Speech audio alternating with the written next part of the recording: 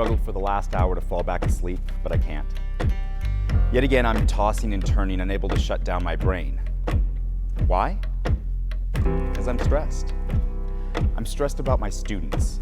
I'm so stressed that the only thing I can think to do is to take my thoughts and write them down tonight and vow to myself that tomorrow I'm going to tell students the truth. The real truth I've been meaning to say. This is what students really need to hear. First, you need to know that I care about you. In fact, I may care about you more than you care about yourself. And I care about you more than your grades and your test scores, more than your GPA or your SATs, more than a state-required benchmark minimum that tells me how much I'm supposed to care. I care about you as a person, and because I care, I have to be honest with you. Do I have your permission to be honest? Here's the thing, teachers lose sleep because of you every week. But before I tell you why, there's something you need to understand about school. You see, academic learning is not the main event of school. It never has been, and probably never will be. Yes, algebra, essay writing, the judicial process, Spanish, all are important. All can change your life. They are events, but they are not the main event. The main event of school is dealing with the harshness of life. Learning how to deal with adversity. Learning how to deal with harshness as simple as a forgotten locker combination, to obnoxious peers, to gossip, to being doubted by others, to doubting yourself, and still through all of it, pushing to be the best version of yourself no matter what. The main event of school is conquering adversity. It is your resilience in conquering the main event, adversity, that truly prepares you for life after school. Because mark my words, school's not the last time you'll face great difficulty. Yes, you'll have great moments, more beautiful than you can imagine, but you'll also confront tragedy, frustration, fear, and doubt in the years to come. You shouldn't be worried about the fact that you'll face great adversities.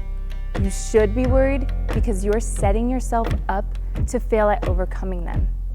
Here's the real reason why teachers lose sleep because of you every single week. You are failing the main event of school. You are quitting. And you may not think you're quitting, but you are, because quitting wears many masks. For some of you, quitting looks like throwing the day away and not even picking up the pencil to try to write a sentence or a fraction because you think you can't, or it doesn't matter, or it's not worth it, but it is. What you write is not the main event.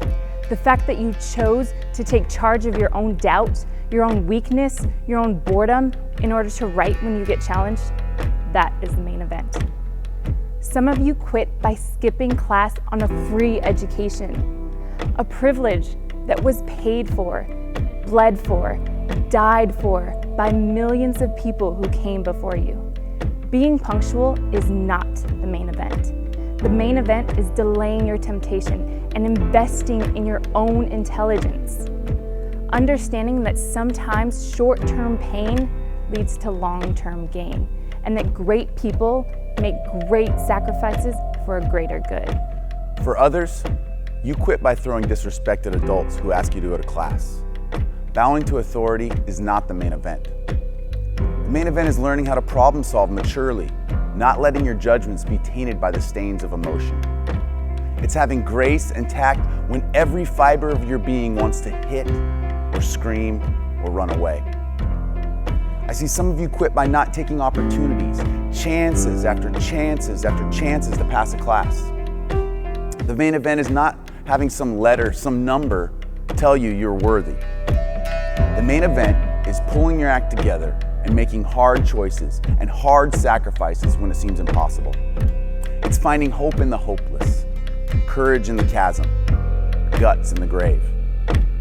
What you need to see is that every time you take the easy way out, you're building a habit of quitting, and it will destroy your future and annihilate your happiness if you let it. Our society couldn't care less for quitters.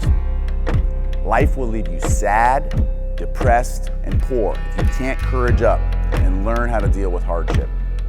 You're either the muscle or the dirt. You either take resistance and grow stronger, or you erode in the wind. So know this right now. As long as you are in my life, I'm not going to let quitting be easy for you. I'm gonna challenge you, confront you, push you, coach you. You can whine, you can throw a tantrum, you can stomp and scream and swear, and guess what? Tomorrow, I'll be right here, smiling and patient, waiting for you to give you a fresh start, because you're worth it. So do yourself a favor. Courage up. No more excuses, no more justifications, no blaming, no quitting. Lift your head up, rip those cords out of your ears, and let's do this.